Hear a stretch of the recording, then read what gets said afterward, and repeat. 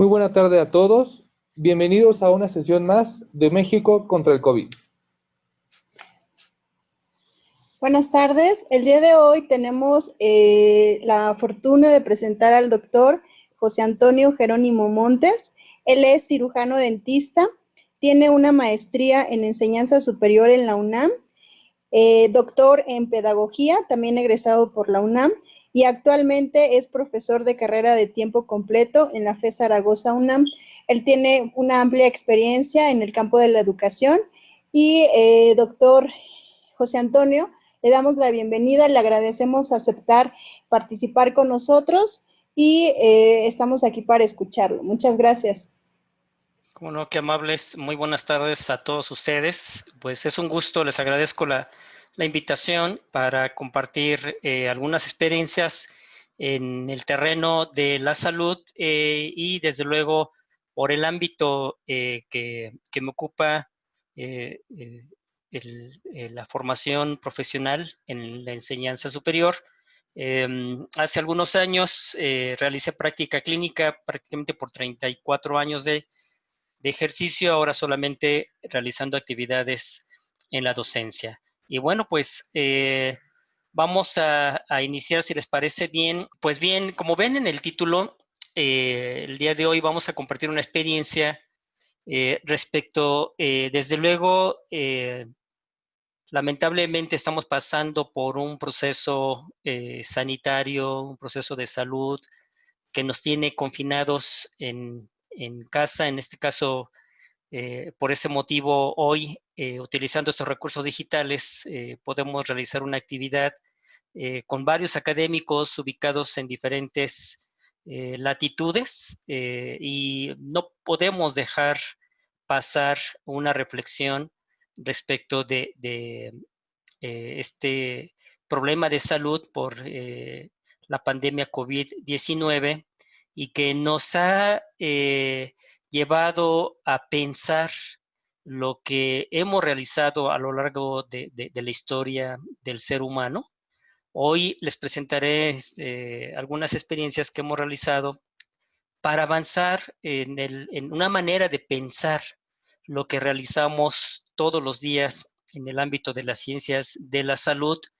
Y la invitación es a confrontarnos también nosotros mismos respecto de un pensamiento dominante que ha impactado no solamente en la economía, en la educación, sino desde luego también en la salud. Y países como el nuestro, el día de hoy, se ven afectados en los servicios sanitarios en diferentes ámbitos. Ustedes escucharon mi formación, está ubicado en la ciencia de la salud, concretamente en el ámbito de la odontología, pero desde mi formación, desde los orígenes de mi formación, siempre he trabajado en práctica clínica con otros colegas. Mi práctica inició en una asociación con médicos homeópatas, posteriormente transitando en este camino del ejercicio profesional, mis actividades se dieron con colegas psicólogos, otros médicos, psicólogos de diferentes ámbitos, y al paso de los años, ustedes pueden ver en la parte superior, estoy coordinando una red académica donde trabajamos con antropólogos, sociólogos, y no solamente de la Ciudad de México ni de México, sino de Venezuela, Argentina, Colombia, España, y todos ocupados y preocupados no solamente por el ámbito de la salud, sino también por los procesos de formación. Entonces, mi participación el día de hoy va también a estar ubicada en pensar el razonamiento clínico desde un enfoque y una perspectiva, y ahí se los pongo en pantalla, transdisciplinaria, ¿no? En mi actividad cotidiana, como ustedes escucharon, mi ámbito docente está centrado en la Facultad de Estudios Superiores de Zaragoza. Para aquellos que la conozcan, estamos ubicados en el oriente de la Ciudad de México, prácticamente a la salida de Puebla. Somos una escuela que surge con un pensamiento multidisciplinario, teóricamente con un fuerte componente social y de trabajo comunitario. La licenciatura tiene campos clínicos, clínicas multidisciplinarias ubicadas fundamentalmente en el Estado de México, en Nezahualcóyotl y algunas en la Ciudad de México. Y también tenemos un modelo que curricularmente estaba pensando para que los alumnos realizaran una actividad analizando y pensando lo que está a su alrededor, y originalmente se llamaba un modelo de investigación en modelos de salud odontológica, ¿no? Sus siglas eran IMSO. Ha pasado mucho a nivel curricular, ha cambiado, y también algo que ha sucedido en algunos seguimientos de egresados que hemos tenido es que, a pesar de que esta facultad surge con un pensamiento en teoría multidisciplinario, en teoría con un fuerte componente social y comunitario, los estudios de egresado han demostrado que los alumnos, cuando salen a la práctica, son absorbidos por un modelo tradicional de ejercicio profesional, individualista. Los chicos salen y su pensamiento y su práctica está centrada en un consultorio en donde ellos esperen a que lleguen los pacientes y no acuden, como se los proponía su formación, para hacer un diagnóstico epidemiológico y plantear alternativas de solución, no solamente en lo individual, sino también en lo comunitario, ¿no? Mi facultad tiene ya varios años, yo soy egresado de esa facultad, tiene varios años, y la problemática está vigente, ¿no? Realmente no se ha avanzado con un ejercicio multidisciplinario, ¿no? A pesar de que en la facultad se encuentra la licenciatura en medicina, enfermería, psicología. Ahora se suma también gerontología, por ejemplo, y están otras licenciaturas como biología, ingeniería química, químico, bacteriólogo, parasitólogo, y de nueva creación nutriología, que en teoría nos permitiría que nuestros estudiantes pudiesen trabajar de manera conjunta para atender la vasta problemática de salud, ¿no? Y no solamente limitarse al ámbito estomatológico, sino no olvidar que es un cuerpo humano y es un todo, pero es un todo no solamente individual, sino es un todo colectivo. Por ello, en los últimos años, un grupo de colegas hemos avanzado también en la importancia de una perspectiva transdisciplinaria. La invitación que les hago el día de hoy es, sobre todo por la crisis que estamos viviendo, que podemos ubicar como una crisis civilizatoria, ¿no? Por el modelo que al parecer no ha sido del todo exitoso, el modelo económico, social, y desde luego que impacta la situación de salud. Invitamos a pensar de una manera transdisciplinaria, ¿no? Buscando estos puentes. La transdisciplina, en esencia, nos invita a construir esos puentes entre las disciplinas y poder co-construir, ¿no? Entonces, la invitación que les traigo el día de hoy es a sí pisar el territorio del razonamiento, ¿no? No solamente un razonamiento sin apellido, un razonamiento clínico, pero con este enfoque transdisciplinario, ¿no? Que nos permita avanzar en una hipótesis, ¿no? Que es darle alguna denominación a aquello que nosotros miramos con estos lentes que nos ofrece el conocimiento y la ciencia, ¿no? Que nos permite justamente el razonar, pero también a pensar esta manera de razonar, ¿no? En la práctica clínica, ¿no? Los voy a invitar a transitar en un razonamiento clínico desde un enfoque que con seguridad muchos de ustedes conocen, con seguridad muchos de ustedes están ya ejerciendo tal vez desde hace algunos años, que es el enfoque de la salud colectiva, que, como ustedes saben, el enfoque de salud colectiva tiene sus raíces o surge desde la epidemiología crítica, ¿no?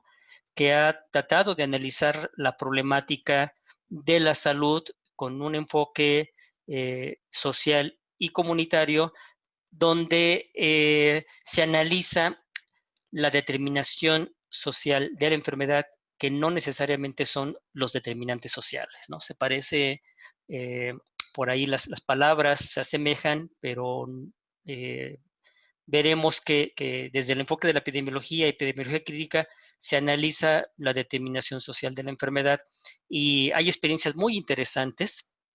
Por ejemplo, hacer un mapa, una geografía de cómo van avanzando algunos padecimientos y por qué es importante que el profesional de la salud considere estos elementos cuando hace un diagnóstico individual y desde luego un diagnóstico colectivo, ¿no? Hablaremos un poco de lo que se ha denominado la transmisión social de la enfermedad, ¿no?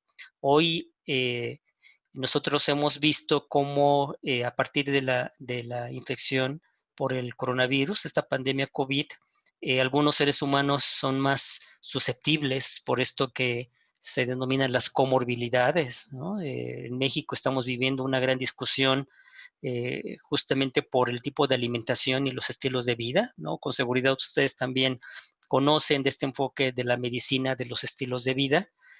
Se ha criticado fuertemente el sedentarismo, la falta de ejercicio, el tipo de alimentos que se habla hoy de los refrescos, ¿no? La gran discusión del etiquetado, ¿no?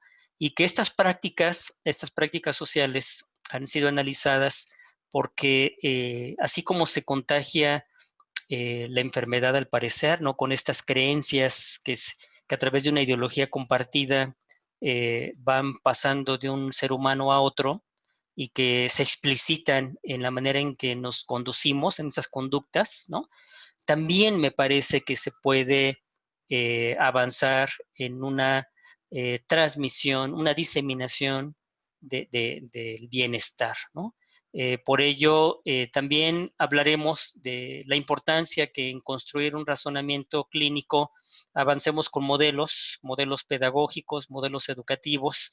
Les voy a compartir algo que también probablemente algunos de ustedes ya han trabajado.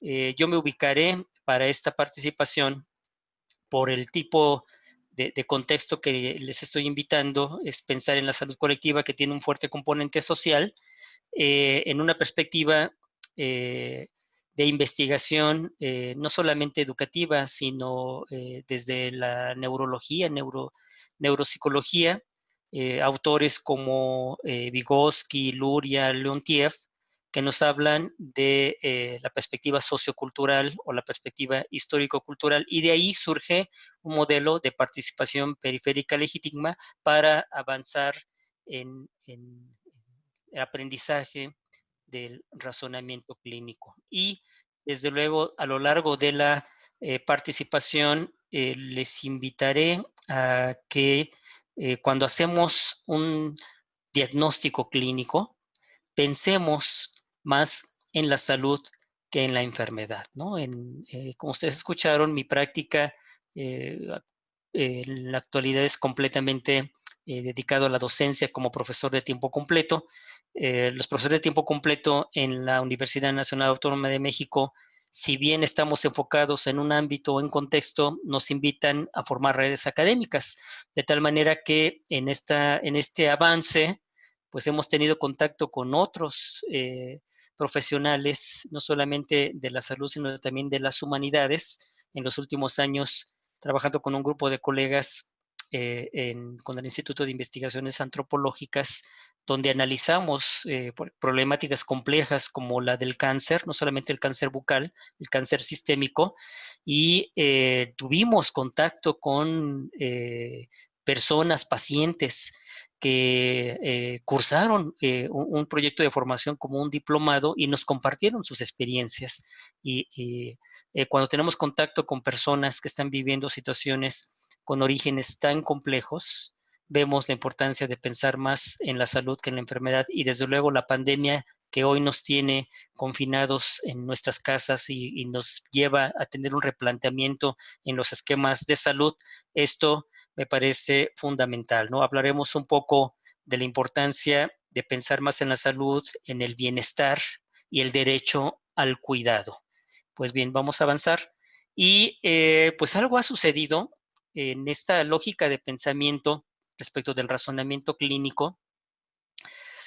Cuando hacemos un análisis desde la perspectiva de la salud colectiva y sobre todo trabajando con nuestros estudiantes universitarios, pues no podemos dejar de lado algo que algunos han denominado el capitalismo cognitivo, ¿no? Ustedes escucharon hace algunos meses una discusión que se daba entre las publicaciones de las revistas respecto de lo que va surgiendo en torno a la pandemia por la COVID-19.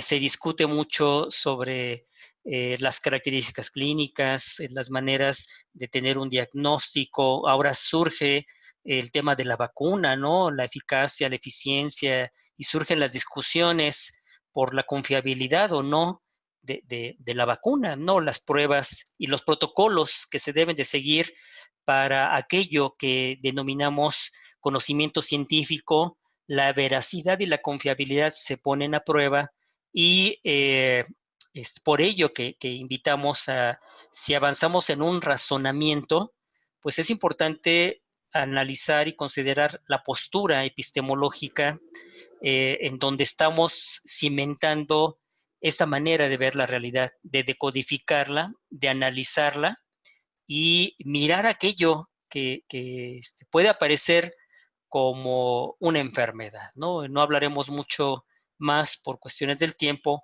pero me parece muy importante hacer este planteamiento y esta postura porque pues también se ha discutido respecto de lo que es normal, ¿no?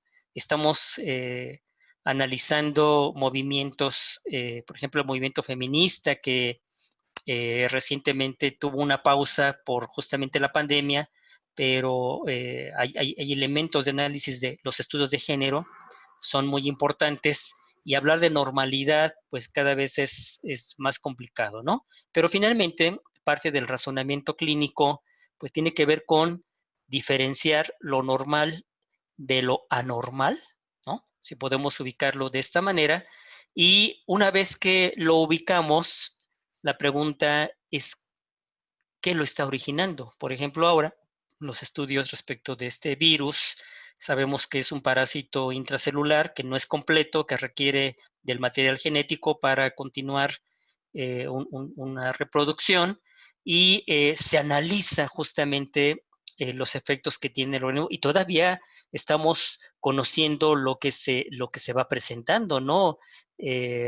Porque algunas personas son más o menos susceptibles, vienen las condiciones genéticas, se habla de las características hematológicas, ¿no? En algunos países se están haciendo investigaciones muy interesantes respecto de cruzar el genotipo de virus con el genotipo de las personas y ver por qué hay una diferencia de afectación, por ejemplo, en Europa y en América Latina, ¿no? Entonces, bueno, es muy importante, a mí me parece que justamente cuando avanzamos respecto del razonamiento clínico, considerar estos elementos y poner a prueba los paradigmas y poner a prueba nuestra manera justamente de pensar, de razonar y de avanzar en esta diferenciación, ¿no? Hay muchas definiciones respecto de lo que es el razonamiento clínico, ¿no?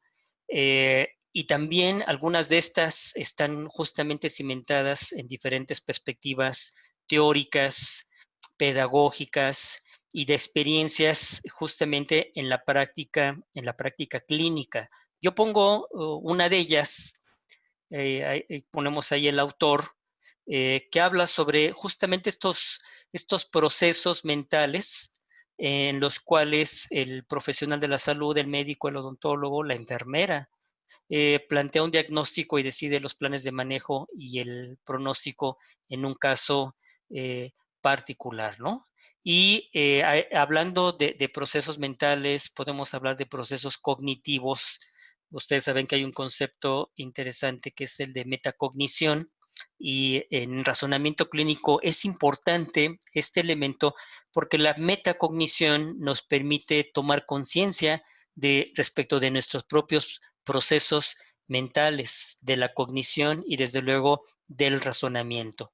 Hay otra noción, hay un texto interesante de un autor que se apellida Buron, que nos trae un concepto que es el de metaignorancia.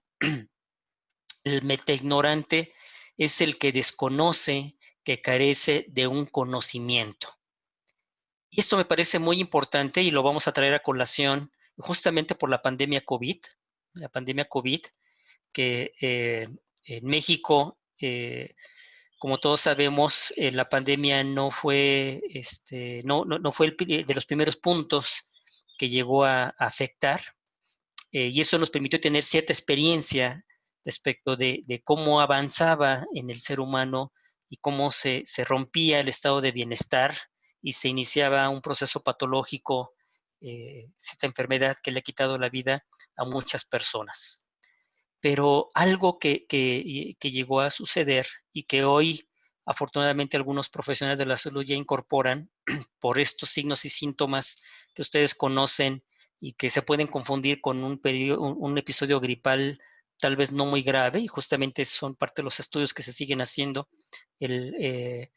Afecta más a los hombres, afecta más a personas de mayor edad, ¿no? Aunque los jóvenes están viendo afectados. Hubo el caso de un adolescente en México, ustedes lo conocieron, que tenía algunas condiciones sistémicas que permitieron esa mayor afectación, pero lo cierto es que todavía está sucediendo que algunos profesionales de la salud no incorporaban algunos auxiliares para el diagnóstico, como el tomar un instrumento como el oxímetro para ver el grado de afectación, ¿no? Yo les he de comentar que recientemente con este trabajo en línea, una colega eh, en una reunión de trabajo que tuvimos de la red, ella comentaba que fue afectada por el virus, el COVID, y que ella no creía que estaba infectada. Fue su hermana que no es profesional de la salud quien le dijo, tú no estás bien y necesitas ir a atenderte, ¿no? Se fue a atender, le hicieron la prueba, resultó positiva. Dices que yo no puedo creer que tenga la infección.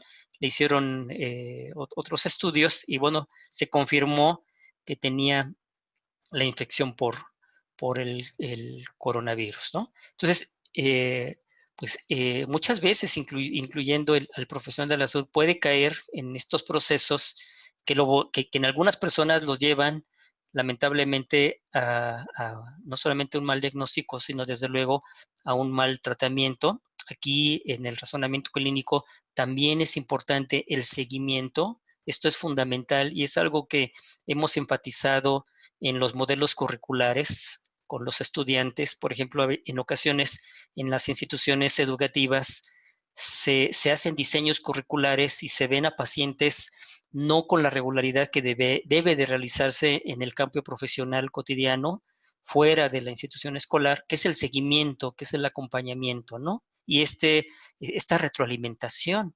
que pues ha llevado a que algunas personas lamentablemente ya no estén con nosotros, se hayan ido, pierdan la vida.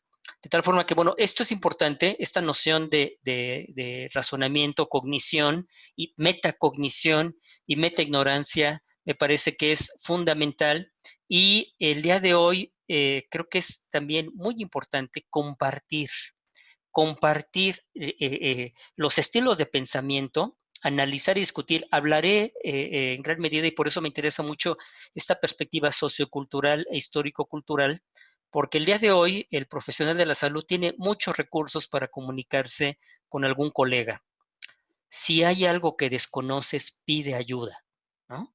La interconsulta, el análisis de casos compartidos, y bueno, hoy gracias a la tecnología, algunos pacientes pueden tener consulta a distancia, como lo hacemos ahora a través de las redes digitales, y entonces es posible con la telemedicina, la telesalud, tener una consulta o una asesoría justamente para avanzar en este proceso de razonamiento, no solamente individual, sino también de manera compartida, y esto me parece que es fundamental, ¿no? Hay varios estudios que se han realizado respecto de las claves del éxito para un razonamiento clínico. Como ustedes pueden ver en pantalla, diversos estudios han demostrado que el razonamiento clínico del experto se logra cuando los conocimientos pertinentes, y aquí es importante también enfatizar, ¿no? Ustedes saben que hay al menos 3 niveles de conocimientos: conocimientos fundamentales, conocimientos necesarios y conocimientos complementarios. Es importante tener claras estas jerarquías, ¿no? Y fundamentalmente por lo que estamos viviendo ahora como la pandemia COVID. Si ustedes recuerdan, otro tipo de procesos de gran impacto epidemiológicos, como en su momento fue la infección por el virus de la inmunodeficiencia humana, y al igual que sucedió con el COVID, pues se desconocían muchas cosas, ¿no? Se le dieron muchas denominaciones. Y al paso del tiempo, los profesionales formaron grupos y crearon jerarquías y denominaron las características que iban presentando las personas, y entonces se marcaron estadios evolutivos, y con base en esos estadios se marcaba la necesidad o no de incorporar algunas medidas o algunos fármacos para evitar este avance y el deterioro de la salud, ¿no? Con el COVID esto pues, está siendo también muy importante, llegar al momento y a la fase clínica con base en las características clínicas del paciente, y hoy se habla de atender al paciente de la manera más oportuna y previa.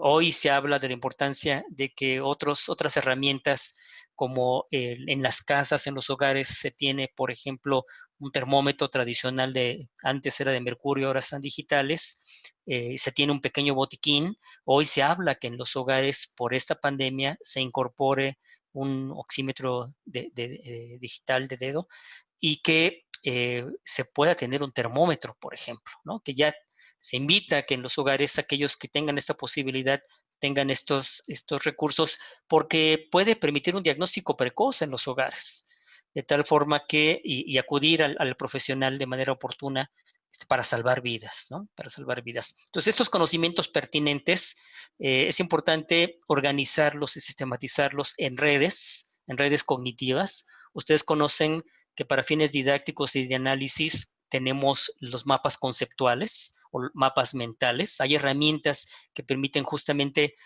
organizar estos elementos, jerarquizarlos para trabajar en equipo y en grupo.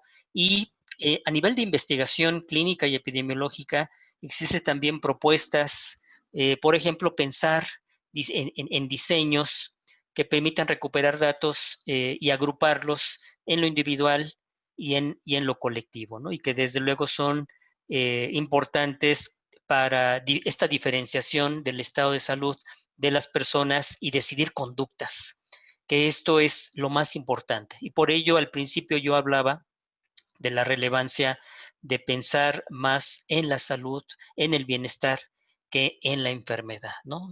Los currículos universitarios muchas veces están diseñados en aprender enfermedades, clasificar con base en estas enfermedades. Poco se ha avanzado en pensar más en el bienestar y en la salud, en el derecho al cuidado, que también es decidir conductas, ¿no? Por ello yo hablaba al inicio de la importancia de la medicina del estilo de vida, y que forma parte del razonamiento clínico. Es decir, ¿por qué solamente ubicar el razonamiento clínico con la enfermedad? ¿Por qué no avanzar en estilos de ejercicio profesional también pensados en la salud y en el bienestar, ¿no? Y como lo pueden ver en pantalla, pues decidir conductas de manera no analítica que luego puedan ser corroborados mediante un método, ¿no? Esto del método me parece que es fundamental también. Eh, Ustedes saben que podemos hablar de diferentes escuelas de enseñanza y de aprender eh, este proceso de razonamiento, que es el razonamiento clínico, y hay algunas escuelas o estilos de aprendizaje más centrados en el uso de las tecnologías, diferentes tecnologías para el diagnóstico, para el tratamiento, ¿no? Que de alguna forma también le han robado al individuo, al sujeto, al profesional de la salud, esta manera de acercarse a otros elementos más humanos, ¿no? Con el afán de sistematizar, hemos deshumanizado estos procesos de diagnóstico clínico, de seguimiento, ¿no? Nuestra propia conducta, ¿no? hay una fuerte crítica. Si bien la tecnología nos ayuda mucho, y es cierto, y ahí está, y hay que utilizarla, pero hay que incorporarla también con elementos más humanos que nos permitan avanzar en este proceso de reconocimiento de lo que está a nuestro alrededor, mirar al paciente y ubicar su condición de salud, ¿no? Este método hipotético deductivo que viene desde los griegos, me parece que es fundamental, pero es importante tener este asidero epistemológico para el diagnóstico en salud. Esto me parece fundamental. Y desde luego saben que hablando epidemiológicamente, es importante considerar pues, los dos grandes paradigmas, el cuantitativo y el cualitativo, está tomando mucha fuerza, sobre todo ahora por la pandemia COVID, el hacer investigaciones clínicas híbridas, no solamente cuantitativas, sino también cualitativas, incorporando aspectos como la fenomenología, ¿no? Los estudios antropológicos son fundamentales, sobre todo con estas prácticas culturales, y hablé hace unos minutos de analizar la transmisión social de la enfermedad, porque gran parte de esto está en lo que hacemos, en lo que realizan las personas, en lo que realizan los ciudadanos, y que contribuye a romper este estado de bienestar. Bien, bueno, algo que a mí me ha llamado la atención y que lamentablemente he conocido algunos casos de algunas personas que perdieron la vida por esta manera de razonar, de mirar la diferencia entre salud y enfermedad.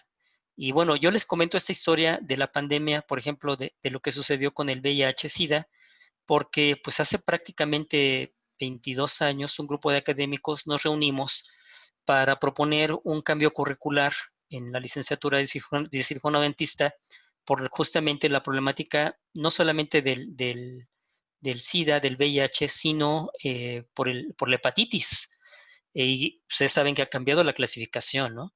de hepatitis, pero fundamentalmente porque la práctica de salud implica un riesgo al tener contacto con el paciente, con fluidos corporales y desde luego en la práctica misma, punciones accidentales y otras más, pues propusimos un módulo académico que es sobre bioseguridad y control de la infección, y ahí hablábamos que en bioseguridad pues todo paciente debe ser manejado como potencialmente capaz de transmitir una infección. Y ahora en pandemia, la pandemia COVID, por ejemplo, he conocido de casos de profesionales que a pesar de que está la pandemia ahí presente y que ya se conocen algunos datos clínicos, signos y síntomas, eh, muchas veces si un paciente, una persona presenta algunas características clínicas, pues tenemos que pensar que puede ser probablemente COVID, ¿no? Ahí la importancia del método inductivo o deductivo, finalmente el método clínico es fundamental, ¿no? Un conjunto de pasos organizados, sistematizados, una hipótesis diagnóstica que nos permite incorporar auxiliares justamente para el diagnóstico, me parece que son fundamentales pero algo está sucediendo. Por ello, la imagen que yo compartí hace unos momentos sobre el sentido común, a veces es lo menos común, pero hablando como profesionales en el ejercicio mismo de la práctica, pues la práctica profesional debe incorporar un método y conocimiento científico. Y ya vimos el reto de las diferentes perspectivas.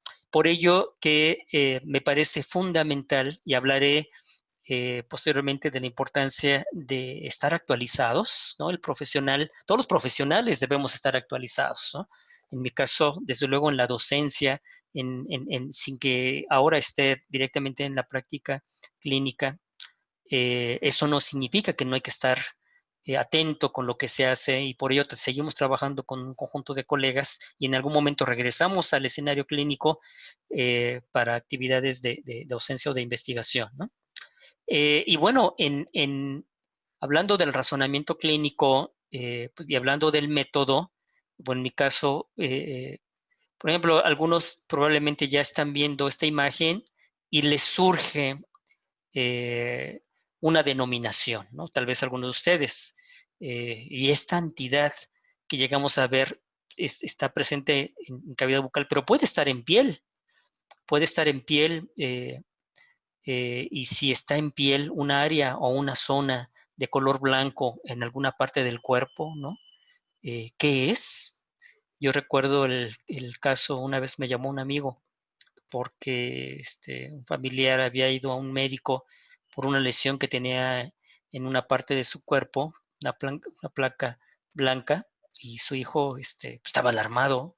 Yo estaba en Monterrey y me hablan por teléfono y me platican y dice, es que le mandaron pruebas de VIH, una biopsia, una biometría hemática. Dice, el chico, que era un adulto joven, pues, estaba muy asustado, le presenta a su papá los datos y me pregunta.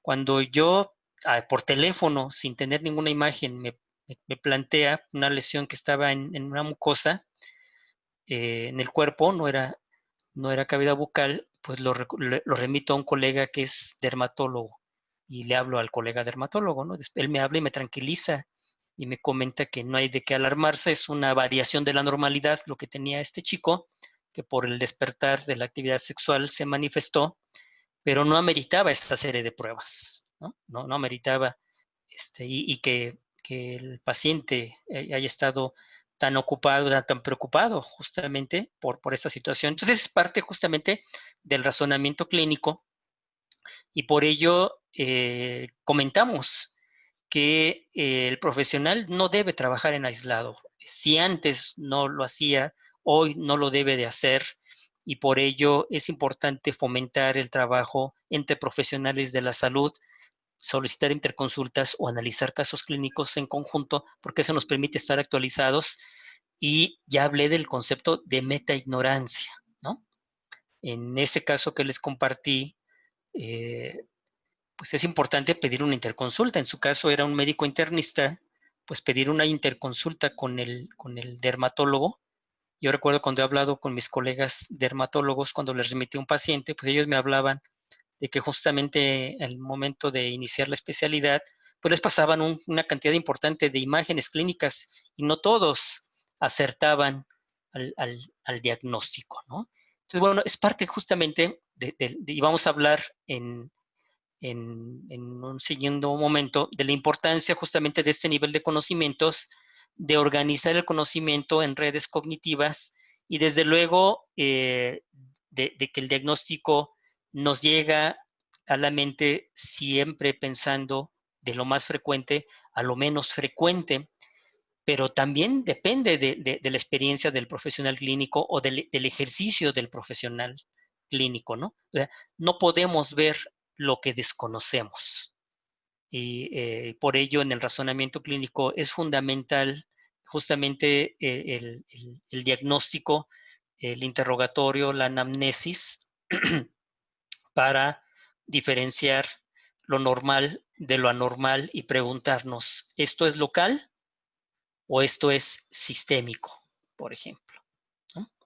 Si es únicamente local, que puede ser, si es sistémico, qué partes del cuerpo afecta, si es de origen autoinmune, si es viral, si es bacteriano o es una reacción medicamentosa, ¿no? Esto me parece que es fundamental, ¿no? Y explorar otras partes del cuerpo.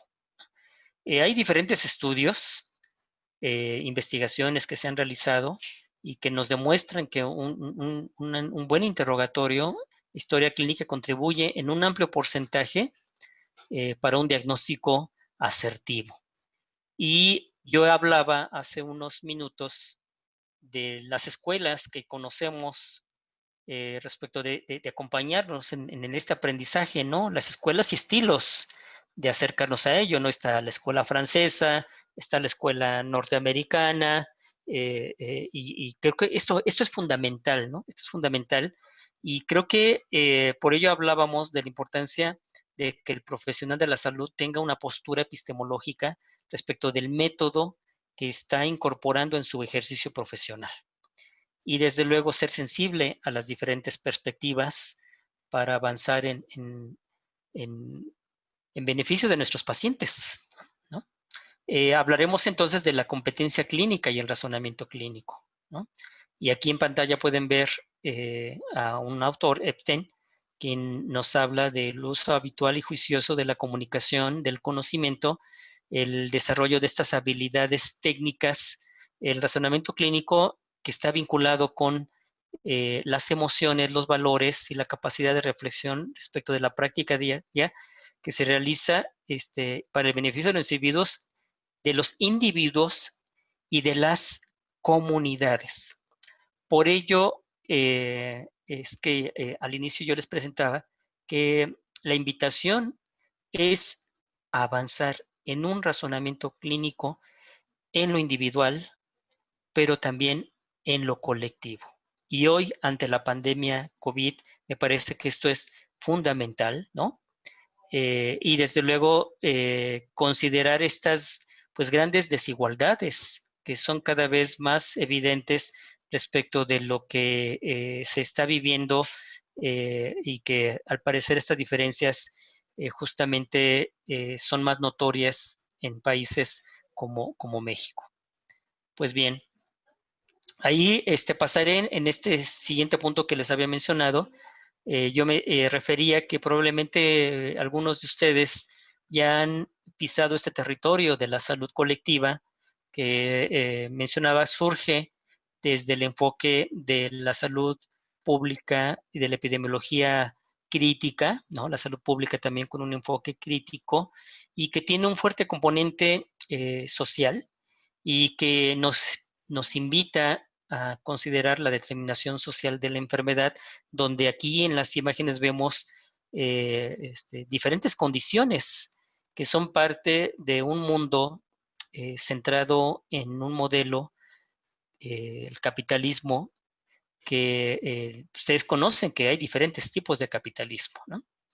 Pero en el caso de países como México, hablando de un razonamiento clínico no solamente individual, sino también colectivo, me parece que es importante considerar prácticas sociales, prácticas culturales, estilos de vida y que participan en el origen o la ruptura del estado de bienestar.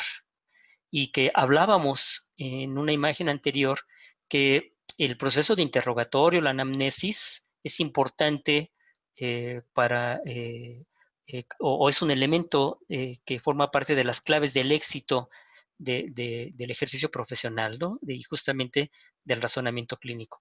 De tal forma que me parece que es fundamental avanzar en historias clínicas también con este enfoque de salud colectiva que permitirá avanzar en un pensamiento centrado en la búsqueda del bienestar, en el derecho al cuidado. Veamos aquí estas imágenes, ¿no? Hay un derecho al cuidado, hay un derecho a la salud y que muchas veces, como yo lo comentaba en seguimientos de egresados que se han hecho, pues el profesional de la salud espera a que los sujetos lleguen a buscar atención y no se implementan un conjunto de elementos que acerquen al profesional a diferentes entornos para mirar lo que está a su alrededor y justamente razonar respecto de aquello que está rompiendo el estado de bienestar, ¿no? Ya comentaba, y bueno, ya vieron que algunos países, por ejemplo, Alemania me parece que ya tomó algunas medidas específicas con algunos tipos de alimentos que están afectando ese estado de bienestar de las personas. Aquí la imagen que estamos poniendo, hoy en México se tiene una discusión muy fuerte sobre estas bebidas, que el consumo que se ha tenido y que al llevarlo a los hogares se consolida como una ideología dominante, una manera de pensar en los hogares, en las familias, y que puede ser la causa de esta ruptura del estado de bienestar, ¿no? Entonces, por ello, me parece que es importante esta noción de la medicina del estilo de vida respecto de un razonamiento clínico, no solamente en lo individual, sino también en lo colectivo, ¿no?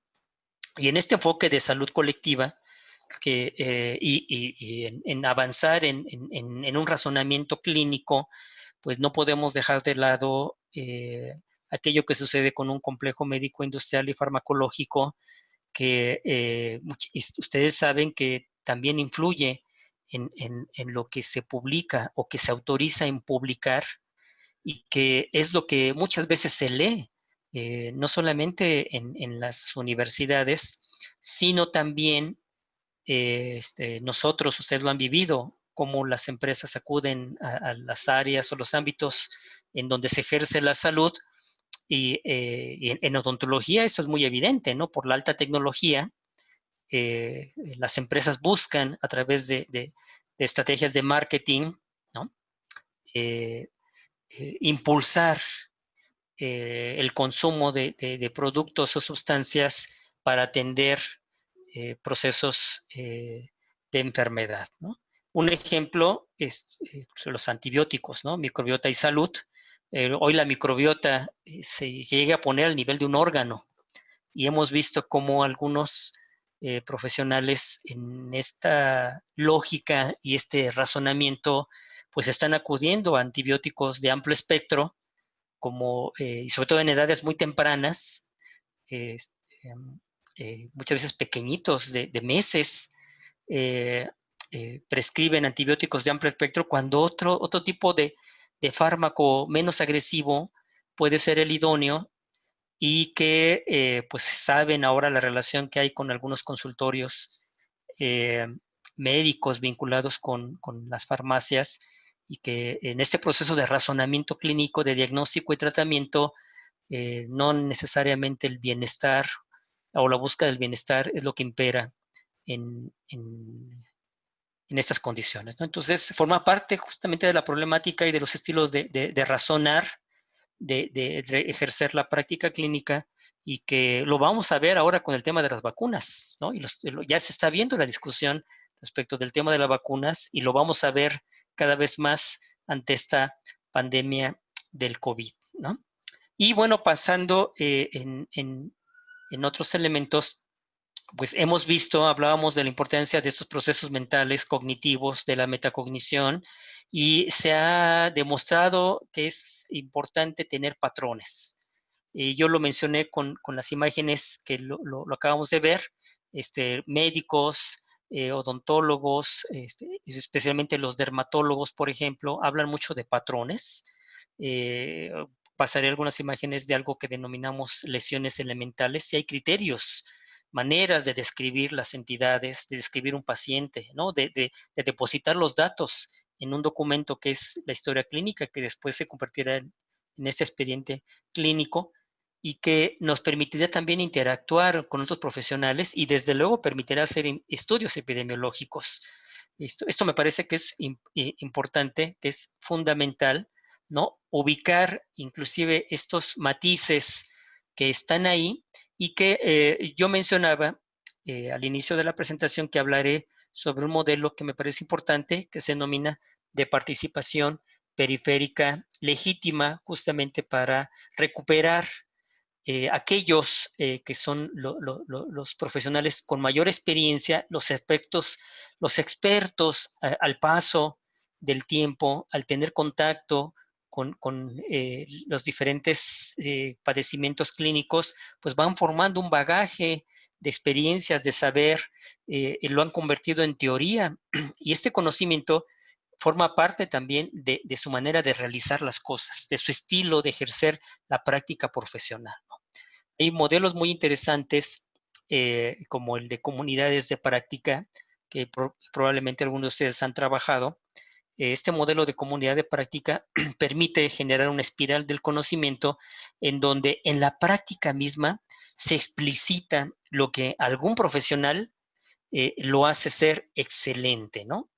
Y que eso no aparece en los textos, no aparece en videos, aparece cuando el profesional ejerce la práctica clínica, ¿no? Que es el conocimiento de expertos, y que es lo que nosotros deseamos incorporar no solamente en la docencia cotidiana, sino también en los procesos de actualización, ¿no? Ahora con esta pandemia, a mí me parece fundamental que se intercambien estas experiencias, ¿no?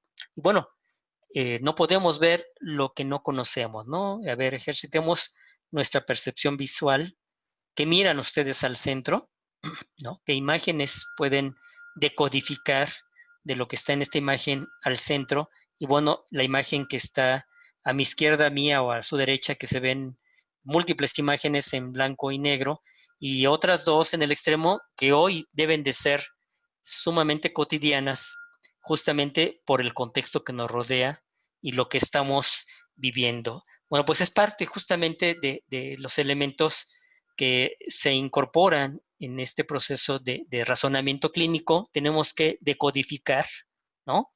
Hay signos, hay símbolos cargados de un significado que llegan a formar estos patrones y que al organizarlos y sistematizarlos nos permiten dar una denominación, que es justamente un diagnóstico de presunción, una hipótesis diagnóstica, y probablemente de ahí emerja el diagnóstico definitivo una vez que hacemos uso de estos auxiliares para el diagnóstico, ¿no? Y por ello, estos patrones nos permiten construir parámetros que hagan posible diferenciar lo normal de lo anormal.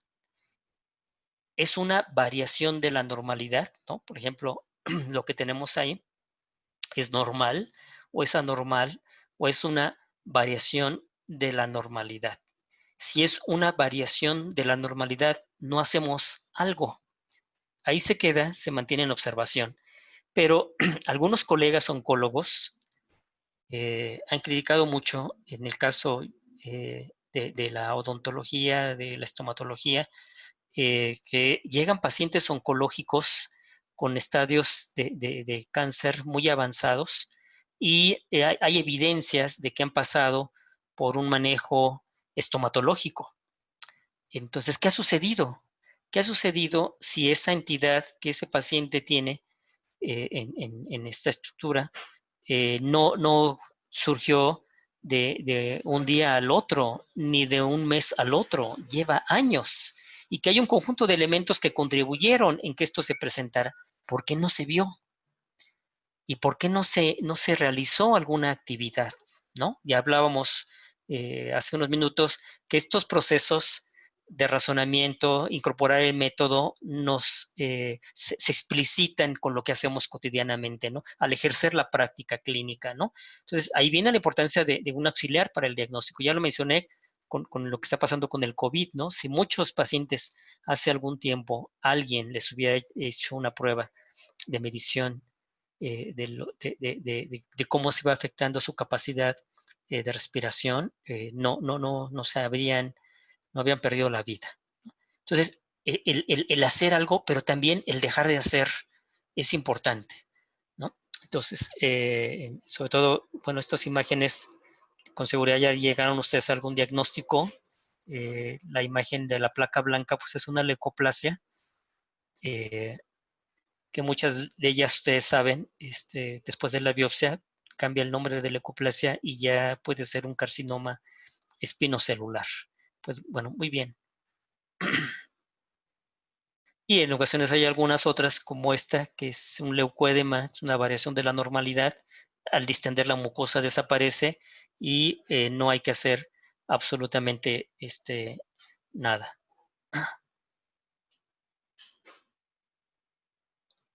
Muy bien. Bueno, en el método clínico y en el razonamiento clínico justamente hablábamos de estos patrones, hablábamos de estas claves cognitivas, estas claves del éxito, y que pues es importante justamente organizarlas y sistematizarlas como clave del éxito, ¿no?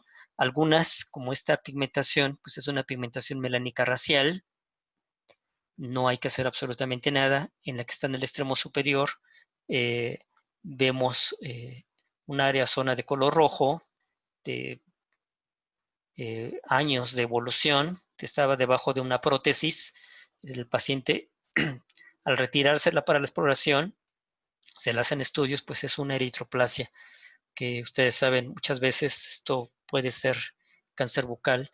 En la parte inferior, donde está la flechita de color verde, pues un aumento de volumen, que no hay que hacer absolutamente nada. Forma parte de la desembocadura del conducto de Stenone, que es la papila parotidia, pero aunque ustedes no lo crean, está reportada en la literatura que algún profesional la extirpó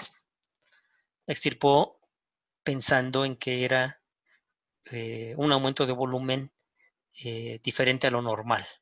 Y en el extremo derecho, si observamos, pues parece una úlcera inocua,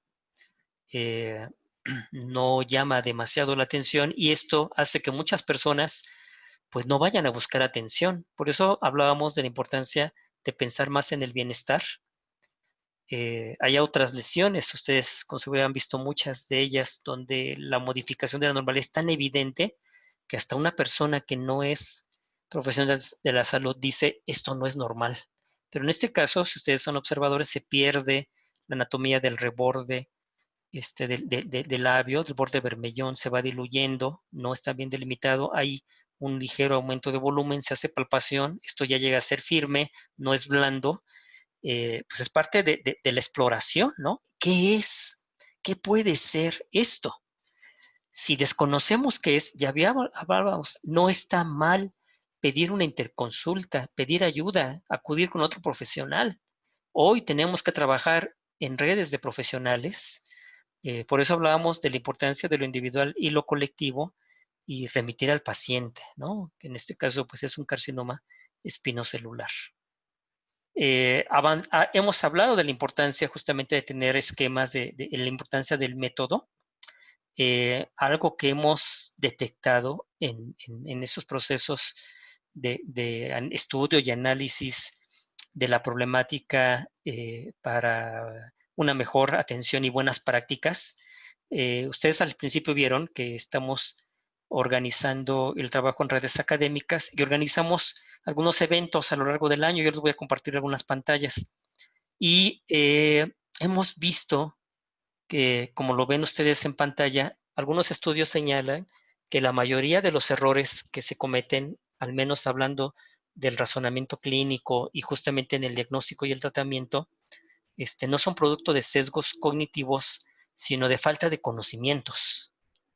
Y muchos de ellos están ubicados en ciencias básicas que permitan justamente diferenciar lo normal de lo anormal, detectar las variaciones de la normalidad, porque hay personas que en ausencia de enfermedad intervienen de alguna manera, inclusive en ocasiones, como yo lo mencioné, quirúrgicamente, y este ejemplo fue una intervención quirúrgica, no es, o sea, desde luego cualquier estructura del cuerpo humano, pues hay que respetarla, ¿no?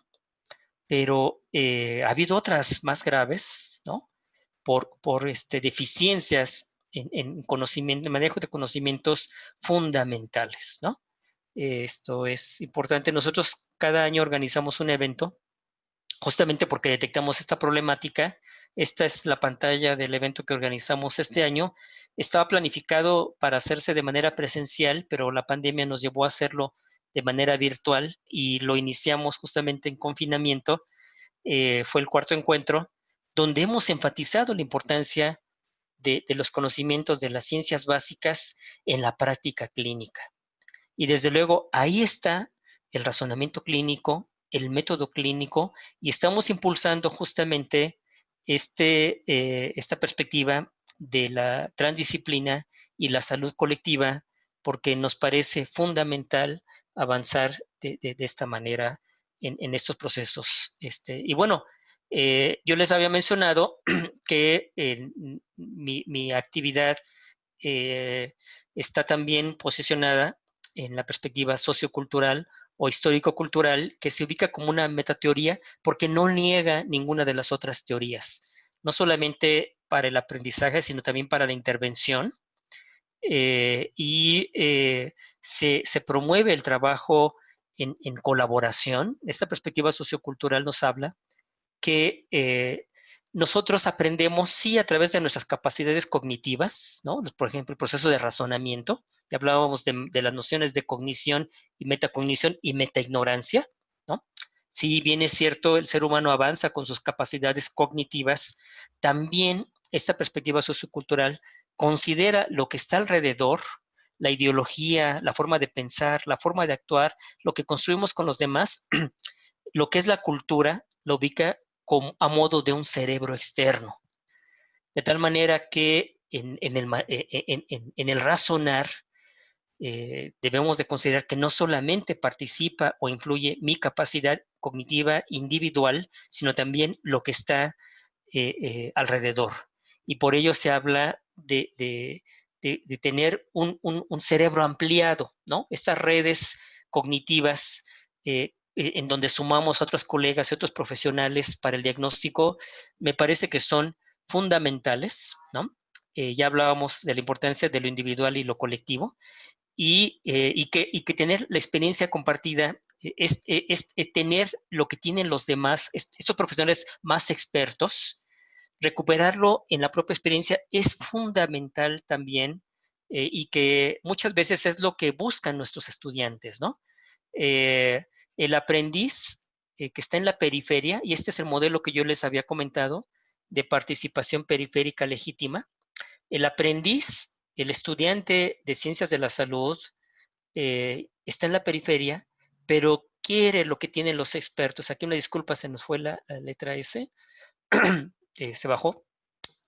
Busca lo que tienen los expertos, que son las claves del éxito, y esos expertos hay que recuperar ese saber y esa experiencia a partir en la docencia a través de tareas, en la práctica clínica, compartiendo, analizando casos, compartiendo las soluciones, los problemas, me parece fundamental.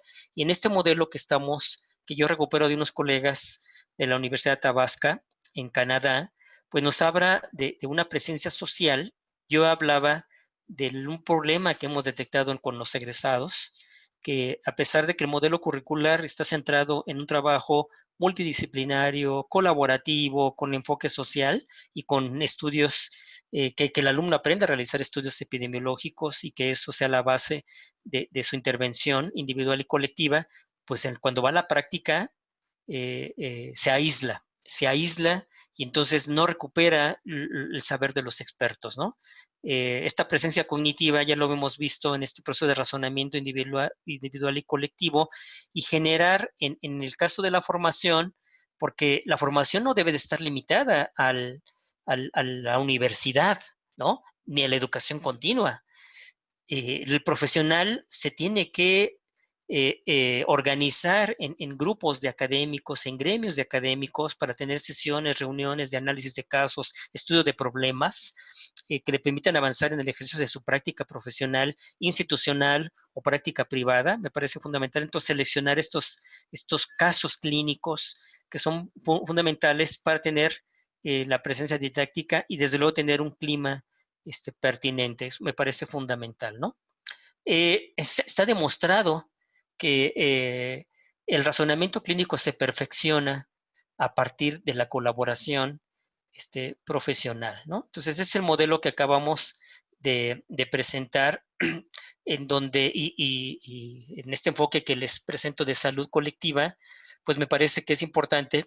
Ustedes saben que el día de hoy, al menos cuando se realiza investigación, hay indicadores de calidad de la investigación, y a nivel internacional, sobre todo en Europa, pero en América ya comienza a llegar más, que es importante incorporar a los actores sociales, por ejemplo, a los pacientes, a los sujetos que van a recibir los resultados de la investigación en el propio proceso del diseño de la investigación y en la obtención de los datos. Hay una gran fuerte crítica a un modelo de realizar la investigación donde ha dejado de lado al ser humano, a los pacientes, a los sujetos, solamente se les utiliza, pero no se les incorpora en este proceso. Y el día de hoy, les comento que sobre todo en Europa, inclusive forma un criterio de evaluación y de aprobación y financiamiento si se incorporan a las comunidades en estos procesos de investigación. Y hoy estamos hablando de que es importante pensar nuestro modelo, nuestro estilo de vida. Es importante pensar este estilo de producción. Es importante pensar en el modelo capitalista que está afectando y que es más evidente ahora con la pandemia COVID, y tal vez sea necesario dar un paso atrás, ¿no? Hoy se habla de la importancia de recuperar algunos saberes que han sido relegados por un pensamiento dominante que ha colonizado la manera de realizar la docencia y la práctica clínica, y que creo que es fundamental en este proceso de razonamiento clínico abrir puentes de colaboración, y por ello hablaba de la importancia de la transdisciplina, crear puentes entre las diferentes disciplinas, recuperar los diferentes saberes para avanzar en un razonamiento clínico diferente al que ha dominado y que al parecer no ha contribuido de manera significativa en tener un mejor estilo de vida, una mejor calidad de vida, ¿no? Entonces, bueno, hemos hablado aquí de la importancia de tener patrones y razonamiento clínico. Ya hemos compartido algunos elementos, y que también es importante recuperar estos elementos en la planificación, inclusive evaluar. Yo comentaremos que este modelo que acabo de presentar y otros más se pueden incorporar en procesos de formación, de actualización y desde luego, pues certificación, ¿no? El profesional hay que certificarse, es importante estar actualizado, tener normas, es importante tener indicadores, desde luego, compartidos, socializados, con criterios diferentes tal vez a los que han dominado y que no necesariamente por estar ahí, ser dominantes, han sido los mejores, ¿no? E incorporar en este proceso a los estudiantes, a los novatos, que es justamente lo que ya mencionábamos como este modelo de participación periférica legítima, formando comunidades de práctica con los diferentes profesionales. Esto me parece que es fundamental, ¿no? Y desde luego que nos va a permitir avanzar en modelos o esquemas, en un recorrido, en esos patrones, ubicarlos, por ejemplo, en lo que yo les compartí para seguir este hilo conductor. ¿Qué tenemos en esos patrones? ¿No? Diferenciar lo normal de lo anormal, que es darle una denominación. Los dermatólogos hablan de lesiones elementales, mácula, vesícula, ampolla, grieta, fisura, o sea, tener un lenguaje común, ¿no? Ya hablábamos de, por ejemplo, lo que sucedió con el VIH-Sida en algún momento, pues no se tenía un lenguaje común y teníamos diferentes diagnósticos, ¿no? Es por ello la importancia de actualizarse, de acudir a parámetros internacionales, tener grupos académicos que nos permiten tener este lenguaje común. La semiotécnica es fundamental, que permitan ubicar el cuadro clínico, una hipótesis de diagnóstico, ver la pertinencia de exámenes complementarios en lo individual y en lo colectivo. El origen del padecimiento puede no estar en el individuo, sino estar en la comunidad. Y entonces la intervención no solamente es individual, sino es comunitaria. Y esto me parece que es fundamental para un diagnóstico final y el pronóstico, ¿no? Desde luego, el seguimiento es importante. Hace unos minutos, uno de mis hijos me invitaba a ver un video sobre la problemática del salmón en Chile y el uso de antibióticos, por ejemplo, que a veces rompe el estado de salud de un individuo cuando nos alimentamos. De tal forma que esto me parece que es importante en este proceso del razonamiento clínico, ¿no? El problema, o si es que lo hay, por llamarlo de alguna manera, o sea, un problema es un asunto que no se atiende, puede no estar en el sujeto. ¿Y qué se necesita entonces, no? Hay algunas imágenes que ahora tienen gran relevancia por lo que estamos viviendo, el contexto que estamos viviendo, ¿no? Pero pues justamente son, ante las imágenes que acabo de presentar, pues auxiliares para el diagnóstico, que hay que pedir ayuda, ¿no? Los expertos, patólogos, citólogos, me parece fundamental, y utilizar herramientas que permitan eh, eh, emitir un diagnóstico, ¿no? Y es importante, desde luego, evaluar el razonamiento clínico. Ya lo habíamos comentado, ¿no? La evaluación no es un castigo, es una oportunidad de mejora continua, y ya habíamos visto que está investigado y está reportado que muchas veces los errores de diagnóstico están por la deficiencia que se llega a tener en el conocimiento en áreas básicas. Hay que vincular las áreas básicas con la práctica clínica, y que nos permiten comprender e interpretar la realidad, decodificarla y emitir una hipótesis diagnóstica, ¿no? Es importante para avanzar en estas claves del éxito, ¿no? Y este es el modelo que les había mencionado, es un modelo que hemos incorporado en este grupo académico para avanzar no solamente en la formación y la capacitación, sino también en la evaluación, y no solamente en actividades presenciales, sino también virtuales. Hoy estamos en confinamiento. Bueno, pues continuamos. Les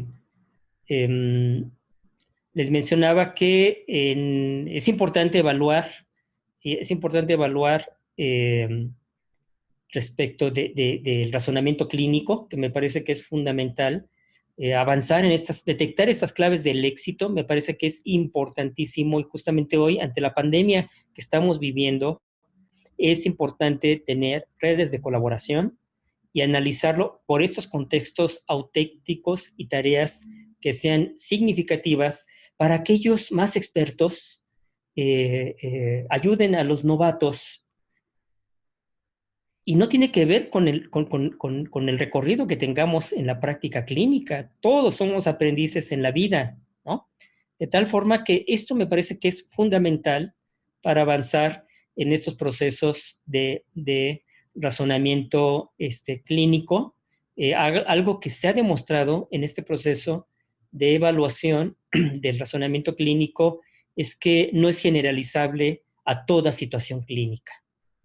Y por ello mencionaba y enfatizaba la importancia del trabajo no solamente disciplinar, sino multidisciplinar y transdisciplinar. Eso me parece que es fundamental y que, como yo lo mencionaba, es importante crear estos puentes, ¿no? Este esquema que estamos viendo nos permite, por ejemplo, sujetos que pueden ser no solamente el profesional de un ámbito, sino médico, enfermera, psicólogo, antropólogo, sociólogo, pues pueden estar registrados en alguna actividad formativa de actualización o simplemente en una mesa que se organiza con varios profesionales para analizar algún caso, algún problema. Pero de esta manera multidisciplinario, ustedes saben que no solamente tener muchos profesionales en un mismo espacio, en un mismo lugar y con un discurso compatible, sino en conjunto dialogar, negociar,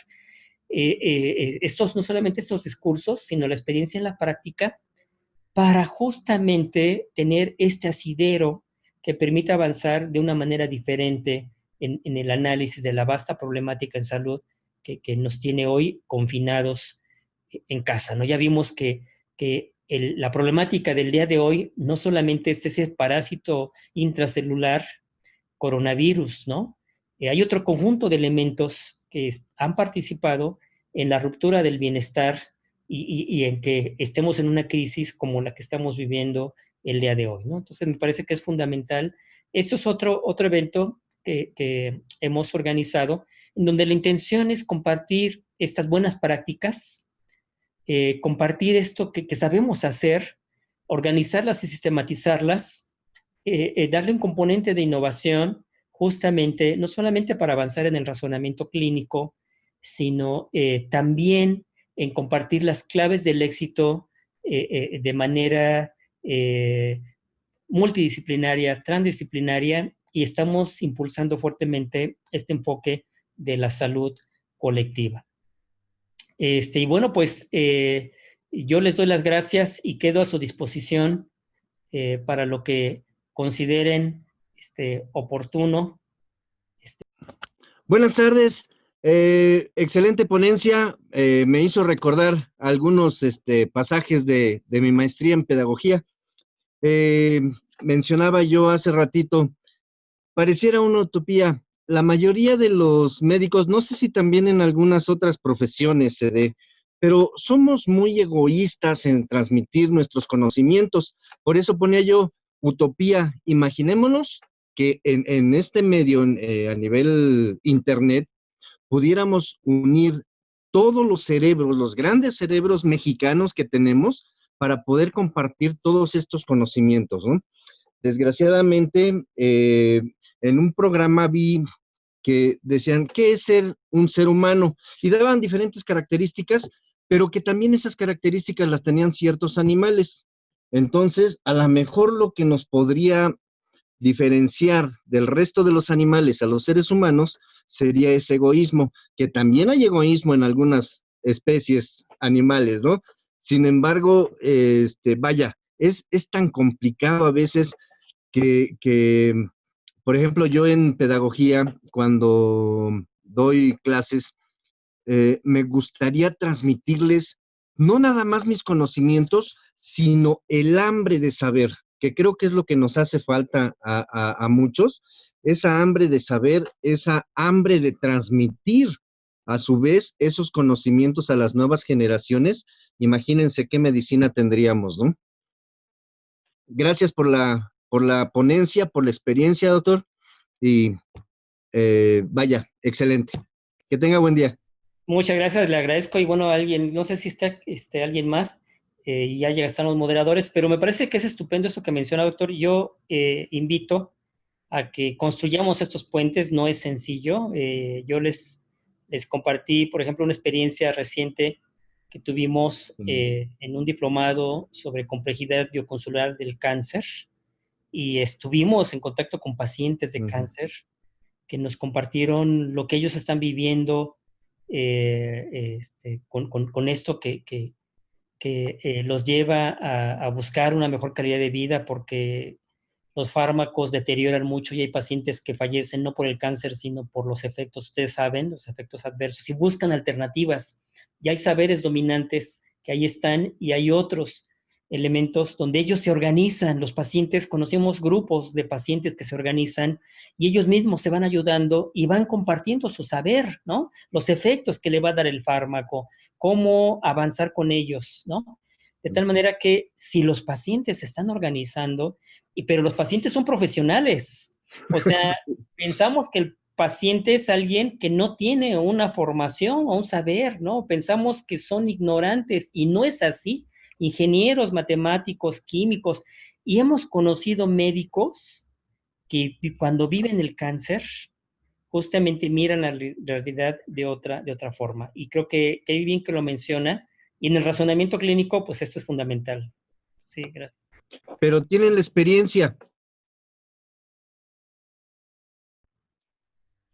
Así es, y justamente por ello me parece y por eso yo mencionaba la importancia que en proyectos de investigación es convocar a los pacientes, ¿no? Convocarlos a que participen. Doctor José Antonio, excelente ponencia. Muchas gracias. Felicitaciones al ponente por su excelente tema. Y hay una pregunta. Con la experiencia que nos está dejando la COVID-19, en la que las comorbilidades son nuestro mayor factor de riesgo, la pregunta sería, ¿a qué nivel de atención considera más apropiado el trabajo del equipo transdisciplinar que usted menciona? Muy bien, bueno, pues es una pregunta que nos obliga justamente a hacer un replanteamiento de la manera de mirar el propio modelo de salud. Yo les mencionaba que en mi facultad, curricularmente, se ha promovido un esquema donde los estudiantes avancen en un trabajo de mayor contacto con la comunidad, ¿no? Con la sociedad, y que los incorporen en generar modelos de atención a la salud, ¿no? Y ahí está, por ejemplo, la experiencia de atención primaria a la salud, que no debemos negar el saber de las comunidades. Ya lo mencionamos hace unos minutos con la participación del doctor Andrés. Ellos tienen una experiencia, tienen un saber que hay que recuperar e incorporar, y me parece que desde de los contactos iniciales, porque habíamos mencionado que curricularmente se ha dominado el enfoque de pensar en la enfermedad y no en el bienestar. O sea, no pensemos en que la persona necesita estar enfermo para comenzar a intervenir, sino y yo hablaba de la importancia del derecho al cuidado, no solamente cuando se nos rompe el estado de bienestar, sino hoy se habla, por ejemplo, ya que estamos confinados en casa, pues alimentarnos de una manera distinta, hacer ejercicio, ¿no? Movernos, hacer una detección del cuerpo, de las emociones. Por ejemplo, yo no tengo ahorita la mano, pero hay experiencias, por ejemplo, de espacios físicos, trabajos en oficinas, donde se invita a que a la persona esté de pie. Yo personalmente, ahora que estoy en casa, tengo algunos elementos para trabajar con la computadora donde por momentos estoy de pie. Es importante entonces promover un estilo de vida diferente. Y yo diría que inclusive en la escuela, en educación básica, desde la educación básica es importante tener momentos para enseñarle a los pequeñitos y desde luego cuando hacemos reuniones con los padres de familia, socializar estas experiencias en espacios como las escuelas. No necesariamente el bienestar debe de estar centrado en espacios como los hospitales o los centros de salud, ¿no? Y creo que ahí es donde tenemos que iniciar. Y hoy se habla de la importancia de tener una buena alimentación, ¿no? El conocimiento de la nutrición, eso se puede llevar inclusive desde etapas muy tempranas. Entonces yo diría que hay que avanzar más en este trabajo social, comunitario, salir de los recintos tradicionales y acercarse a las comunidades e incorporar a la comunidad, ¿no? Y yo invitaría a recuperar las experiencias en los modelos de atención primaria a la salud, que justamente recuperan esos elementos. Pero muy bien, espero haber atendido. Muchas gracias, doctor. Tenemos otra pregunta. A pesar de que ya había mencionado cuáles eran las disciplinas que usted considera importantes para esta propuesta de la salud colectiva, nos preguntan que desde su punto de vista, ¿qué disciplinas consideraría justo en este trabajo multidisciplinario o transdisciplinario? Sí, desde luego, por ejemplo, ahora que se habla de la ruptura de un modelo del capitalismo, algunos le llaman capitalismo salvaje, que ellos hablan de repensar estos estilos de la producción. Hoy se habla justamente de tener un enfoque distinto y desde luego ahí está el conocimiento de la economía, está la sociología, desde luego se está comenzando a leer a Marx para hablar de esta dialéctica, ¿no? Porque, por ejemplo, ahora que estamos trabajando en casa con la computadora, el internet, y algunas personas están mucho tiempo en casa, pues viene la problemática del ojo seco, viene la problemática de los daños en la muñeca, las articulaciones, la cintura, la cadera, y se habla hoy de el proletariado cognitivo, por ejemplo, los docentes confinados, y se habla de las afectaciones a la salud por el uso de diferentes artefactos. Entonces ahí viene también la psicología, la sociología, la antropología, y bueno, yo enfatizo hoy por el COVID, por la importancia de la economía, ¿no? Nos habla hoy de la importancia del decrecimiento. Es importante pensar en decrecer, en un enfoque distinto de mirar la producción de bienes materiales y desde luego de repensar los modelos de atención a la salud. Sí. Sí, muy bien, doctor, muchas gracias. Y con relación a esta respuesta, yo estaba pensando, ¿qué tanto tenemos que pensar justo solo en profesionales, en disciplinas y en esta profesionalización? ¿O cómo incluir también, por ejemplo, a personajes que al final también forman parte del equipo? Por ejemplo, los promotores de salud. ¿Ellos qué cabida podrían tener en esta participación en la salud colectiva? Pues ellos tienen un valor fundamental. Me hicieron recordar con este comentario a dos colegas que son egresadas de una licenciatura en Educación para la Salud y que ellas al buscar empleo, cuando van a algún sitio, les preguntan, bueno, ustedes, ¿qué van a hacer? ¿Cuál es su enfoque, su nicho de ejercicio de práctica profesional? Son como las trabajadoras sociales, son como las enfermeras, y hay un desconocimiento también sobre la importancia de incorporar inclusive nuevas profesiones. Creo que la educación para la salud es fundamental. Es importante pensar en nuevos enfoques, en enfoques distintos, nuevas licenciaturas, y desde luego los promotores de la salud son importantes. Una de estas colegas que les estoy compartiendo me hizo una pregunta cuando estaban haciendo trabajo comunitario. Me decía, una señora, cuando fuimos a hacer trabajo comunitario, me preguntaba de ¿cuándo ya es oportuno comenzar a hacerle limpieza de los dientes a los bebecitos? Y pues lo más pronto posible, lo más pronto posible, ¿no?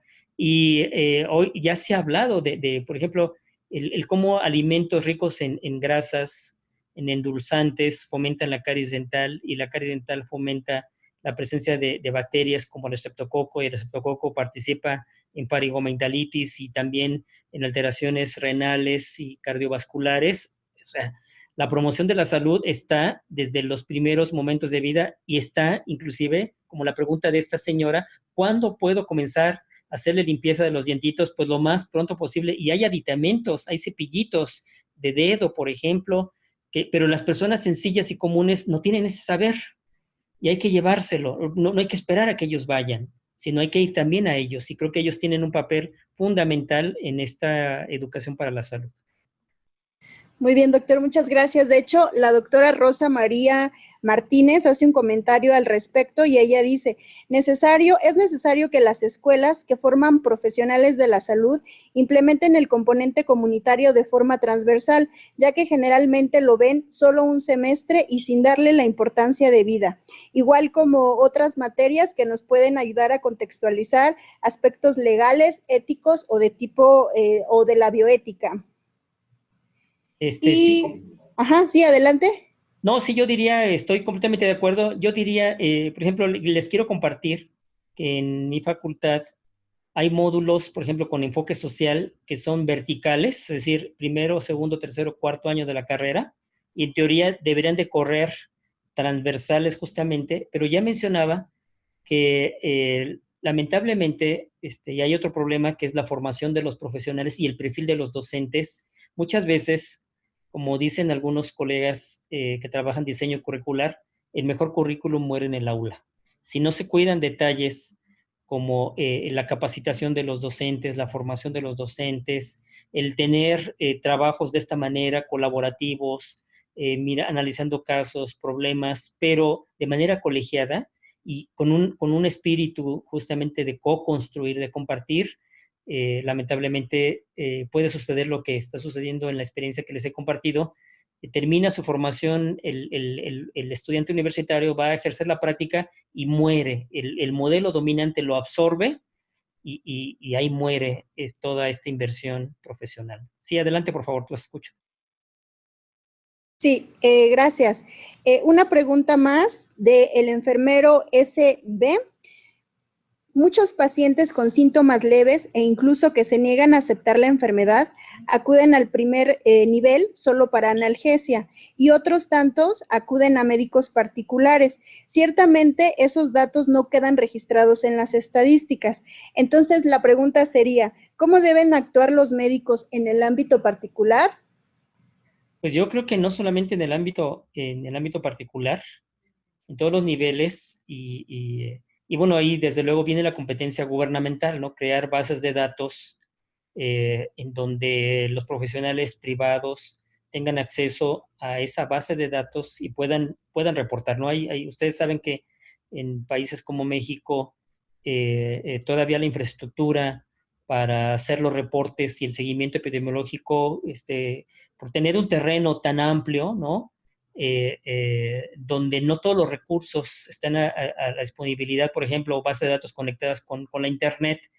Hay poblados en donde el profesional de la salud, pues muchas veces es un pasante en servicio social, no hay práctica privada.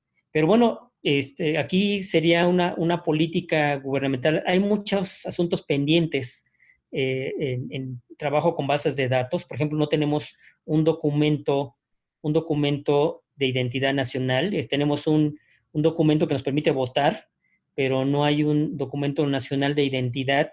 Y de los profesionales, pues hay un seguimiento a través del Registro Federal de Causantes, la cédula profesional, por ejemplo, pero hace falta sistematizar la identidad del profesional, que justamente como lo comentan en el chat, ¿no?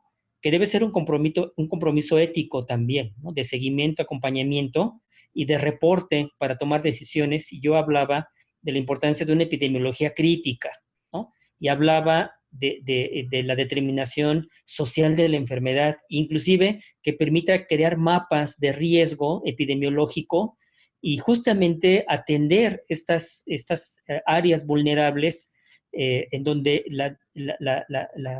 la complicación del ámbito geográfico no les permite tener un estado de bienestar. Entonces yo creo que me parece que sería importante avanzar en estos componentes y que el profesional privado, desde luego, pudiera ingresar a estos reportes y que fuera lo más pronto posible. Eso sería estupendo.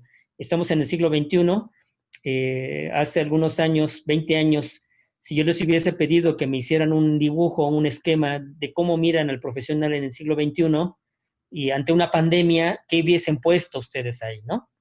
Lamentablemente seguimos con muchos asuntos pendientes, ¿sí? Adelante. Ahí está. Muy bien, muchas gracias, doctor. Pues en general en el chat tenemos bastantes comentarios felicitándolo por la excelente ponencia, agradeciéndole compartir esto y sobre todo teniendo un tema muy diferente incluso a los que hemos visto por todo este ámbito clínico del que usted ha hablado hoy, pero con un enfoque muy integral que a todos nos ha parecido muy relevante, muy reflexivo. Y bueno, si ya no tienen alguna pregunta, solo le pediría a usted, doctor, si quiere cerrar o comentar algo antes de que terminemos la sesión. Bueno, sí, solamente dos cosas. Ustedes vieron que estamos coordinando una red y organizamos algunos eventos académicos y estamos apostando al trabajo justamente en redes académicas internacionales, fundamentalmente iberoamericanas, en temas de salud, y con este enfoque de salud colectiva estamos avanzando sobre todo en redes latinoamericanas. Estamos avanzando en grupos, por ejemplo, de salud bucal colectiva, salud colectiva en general, y que si alguien está interesado, por favor, que me contacte. Será un gusto avanzar en esta construcción de redes académicas. Y lo otro es, pues, invitarlos a pensar y reflexionar el propio ejercicio profesional, ya sea práctica privada, práctica institucional, mirar no solamente la enfermedad o mirar enfermos. Creo que es importante avanzar en lo que han hecho en otras latitudes, en otros países, que hablan sobre el derecho al cuidado y algo que se denomina el estado de bienestar, que por ejemplo cuando hubo crisis en España, aquellos que han podido estar en Europa y lo han vivido, tengo colegas y hemos estado por allá, hemos vivido lo que es el estado de bienestar. Y entonces se hablaba de que ante la crisis económica lo que ellos temían más fuertemente es justamente perder ese estado de bienestar, que tiene que ver también con la seguridad. Hoy estamos viendo situaciones de crisis, de seguridad, de robos, de asaltos, problemas de género, los temas de feminismo, y justamente tenemos que avanzar en la atención a todos esos elementos para avanzar en un estado de bienestar, y no lo tenemos que hacer solos. Trabajando como profesionales en redes, eso me parece que es fundamental. Y pues les agradezco mucho la invitación, estoy a su disposición, y bueno, que tengan una estupenda tarde-noche, y a cuidarnos. Gracias. Sí, muchas gracias, doctor. Pues a nosotros también no nos queda más que agradecerle su disposición y pues le agradecemos mucho el estar con nosotros en esta ocasión. Le damos las gracias también a todos los asistentes. Nos vemos el día de mañana. Muchas gracias.